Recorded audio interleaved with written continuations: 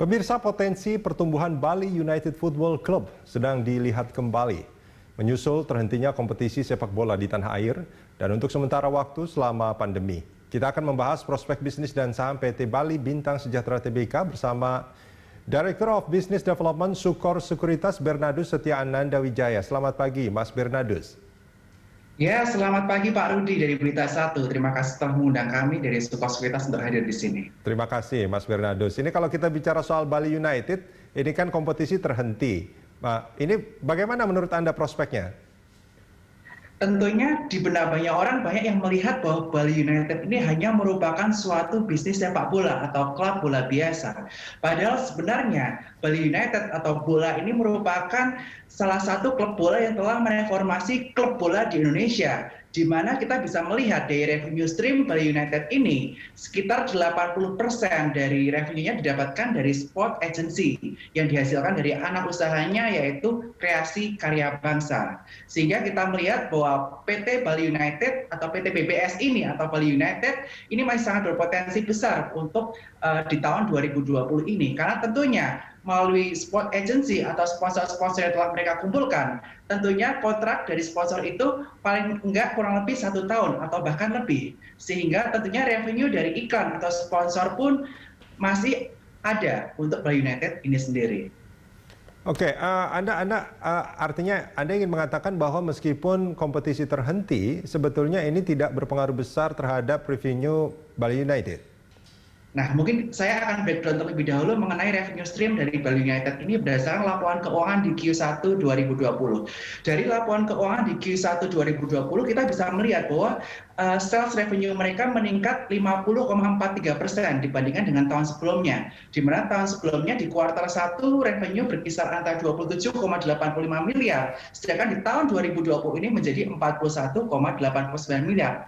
Dan dari revenue stream PT BBS ini atau Bali United ini kita bisa melihat bahwa kontribusi terbesar adalah terletak dari sport agency yang merupakan marketing agency dan juga production house dari Bali United ini sendiri, yaitu kreasi karya bangsa, mencetak kurang lebih 85% dari revenue stream atau sekitar 35 miliar. Sedangkan revenue dari manajemen klub, yaitu mulai dari tiketing, kafe yang di pinggir stadion tersebut, kemudian pertandingan sepak bola sendiri itu mencatatkan 7,5% dari manajemen klub. Dan 7,5% revenue dari Bali United ini sendiri dihasilkan dari lainnya, yaitu dari e-sport yang saat ini sedang mereka kembangkan. Nah, mengenai 2020 ini terdampak atau tidak? Tentunya terdampak, terutama revenue yang berasal dari manajemen klub atau manajemen bola ini sendiri.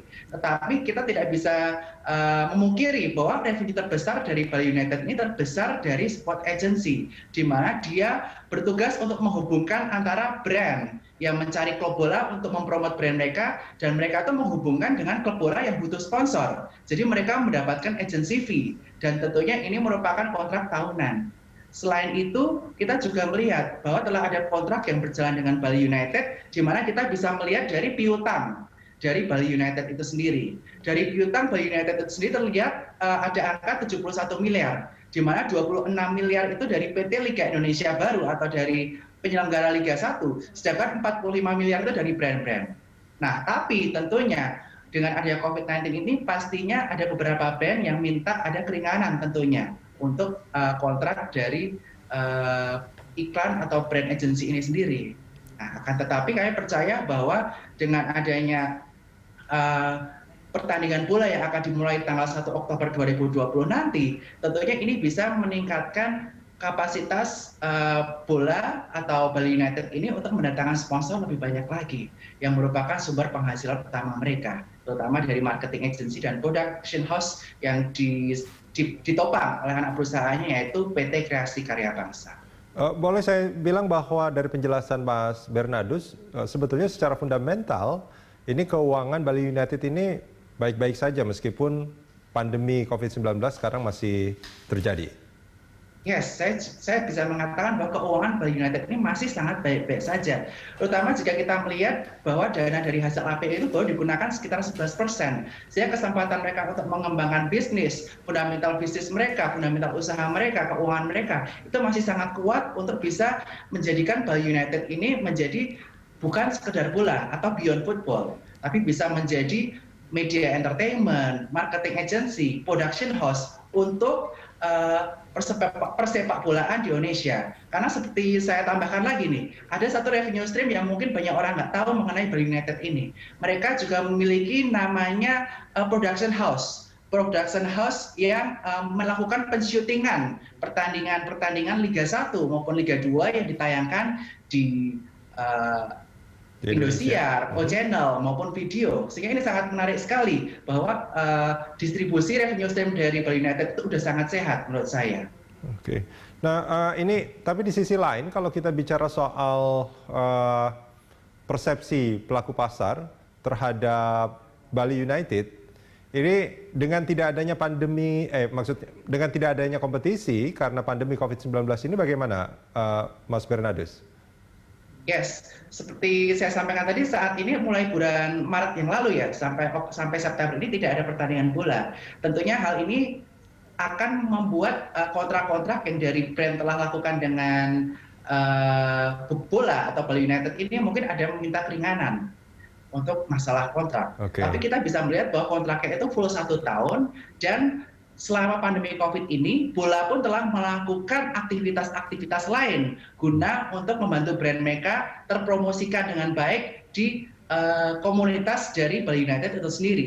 Program-program yang kita bisa lihat saat ini yang telah mereka lakukan adalah, salah satunya adalah penjualan Indofood atau Indomie, yang merupakan salah satu sponsor terbesar mereka, yang mereka bantu untuk promosikan dan jual di 4.000 warung yang menjadi partner atau mitra dari Bali United di Pulau Dewata, Bali. Selain itu, mereka juga memiliki marketing agency yang telah saya sampaikan tadi, di mana mereka itu ada membantu juga untuk memaintain sosial media klien-klien mereka, seperti salah satu yang Multistrada dan juga Arkiles, dan juga mereka juga membantu brand-brand mereka melakukan extra mile untuk mensupport brand-brand mereka untuk membuat short video kolaborasi dengan Bali United, dan juga ada event-event yang terbatas, dan tentunya ini menjadi penunjang dari meningkatnya kepercayaan brand kepada Bali United, sehingga misalnya pun kontraknya diperingan, tentunya tetap masih ada revenue yang dihasilkan untuk Bali United itu sendiri. Baik. Itu yang saya yakini. Mas Bernardus, kita jeda sebentar, kita akan lanjutkan ini di segmen berikut. Pemirsa jangan kemana-mana, Corporate Action masih akan kembali usai jeda.